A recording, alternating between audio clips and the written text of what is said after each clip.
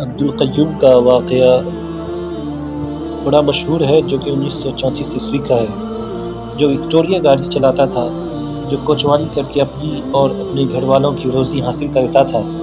اس کی رات جھوپڑی میں بسر ہوتی تھی اور دن وکٹوریا چلانے میں گھوڑے کے لگام پکڑے پکڑے اس کی ہتھیلیوں کا چمڑا موٹا اور کھردرا ہو گیا تھا۔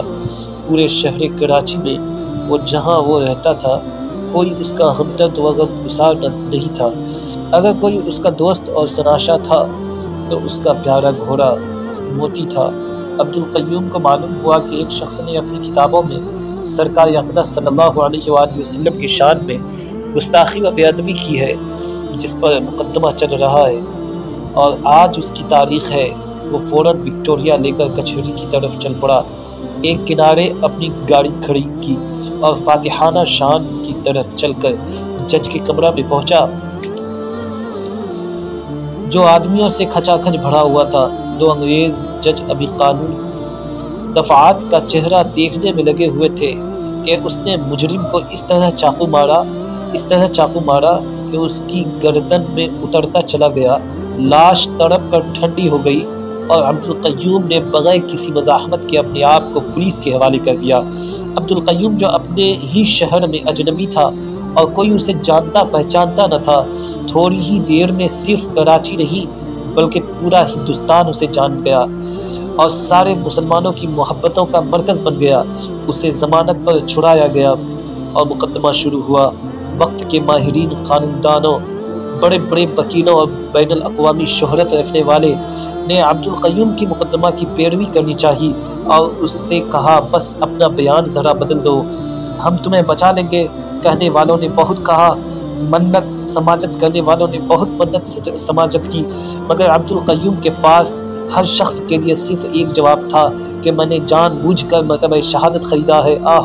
آپ اس نعمت سے مجھ کو محروم کرنے کی کوشش نہ کریں، میں اقبال بیاں بدل کر اپنی عاقبت خراب نہیں کروں گا۔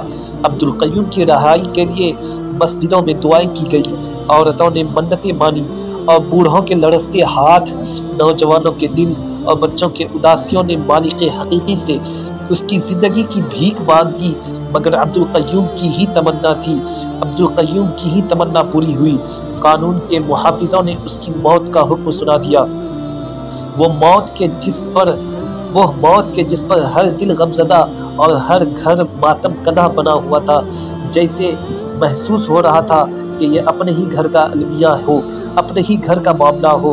پھر جب عبدالقیوم کا جنازہ اٹھا، اس میں 25 لاکھ سے زیادہ آدمی شریک ہوئے۔ چھتوں اور بالا خانوں سے عورتیں آنچلوں سے آنسو پوچھتی جاتی تھیں اور پھول نچھاور کرتی جاتی تھیں۔ کراچی کی تاریخ گواہ ہے کہ اس کے پہلے کسی بھی شخص کے جنازے میں اتنے انسانوں نے شریک نہیں کیا۔ پھر یہ انسانوں کی تعداد تھی جو 25 لاکھ سے زائد تھی، اور فرشتے کتنے کروڑ تھے۔ پھر محبوب کائنات صلی اللہ علیہ وآلہ وسلم نے کس پیار و محبت سے عبدالقیوم کو خوش آمدید کہا ہوگا، اسے کون جان سکتا ہے۔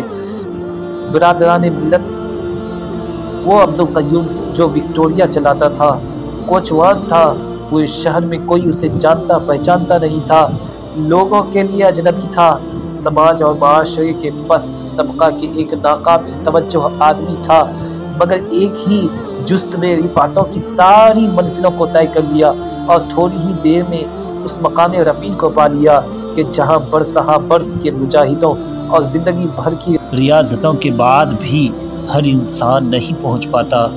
تب تو کسی نے کیا ہی خوب کہا کہ جان ہے عشق مصطفیٰ، روز فضو کرے خدا، جس کو ہو درد کا مزہ ناز دوا اٹھائے کیوں۔